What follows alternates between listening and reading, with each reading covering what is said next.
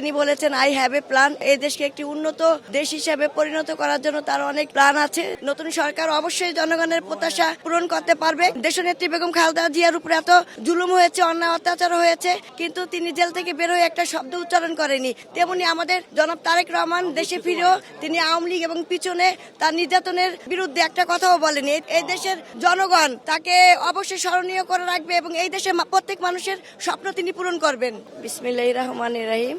আমাদের বহু দিনের সাধনা, দীর্ঘ 17 বছর আমরা নির্যাতিত হয়েছি, নিপীড়ন হয়েছে। আমাদের উপর যেই জেল জুলুম গুম খুনের নির্যাতন করা হয়েছে, এই সকল নির্যাতনের বিনিময়ে এদেশের জনগণ আমাদের যে ভালোবাসা দিয়েছে, এই ত্রয়োদশ সংসদ নির্বাচনের মাধ্যমে সেটা প্রমাণ হলো এই দেশের জনগণ আমাদের কতটা ভালোবাসে। আমাদের চেয়ারম্যান জনাব তারেক রহমান, তার কাছে আমাদের অনেক প্রত্যাশা।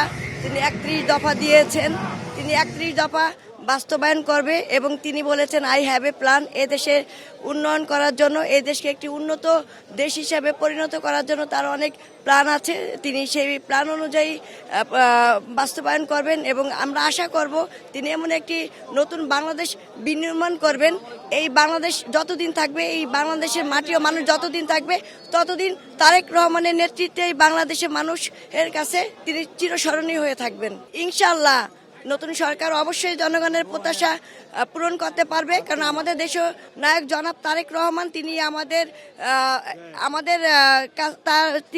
আমাদের দেশনেত্রী বেগম খালেদার কাছে আমরা মানে যেই শিক্ষাটা পেয়েছি, দেশনেত্রী বেগম খালেদা জিয়ার উপরে এত জুলুম হয়েছে, অন্যায় অত্যাচার হয়েছে, কিন্তু তিনি জেল থেকে বের হয়ে একটা শব্দ উচ্চারণ করেনি। তেমনি আমাদের জনাব তারেক রহমান দেশে ফিরেও তিনি আওয়ামী লীগ এবং পিছনে তার নির্যাতনের বিরুদ্ধে একটা কথাও বলেনি। এই থেকে আমাদের অনেক কিছু শিক্ষা আছে, অনেক কিছু ধৈর্য আছে।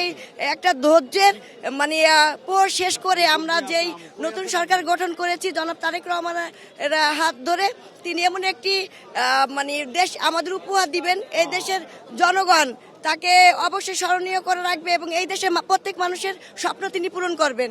আসলে কি বিএনপি একটা অনেক বৃহত্তম দল, ভালো মন্দ মিলে এই সব দলেই লোকজন থাকবে। চাঁদাবাজের বিরুদ্ধে আমাদের দেশনায়ক তারেক রহমান অবশ্যই ব্যবস্থা নেবেন এবং তিনি প্রতিশ্রুতি দিয়েছেন এই দেশে থেকে চাঁদাবাজ বন্ধ করবেন এবং আমরাও তার সাথে সহযোগিতা করব এবং আমরাও তো এই দেশে কোনো সন্ত্রাস এবং চাঁদাবাজ মুক্ত একটি বাংলাদেশ গড়ে তোলার জন্য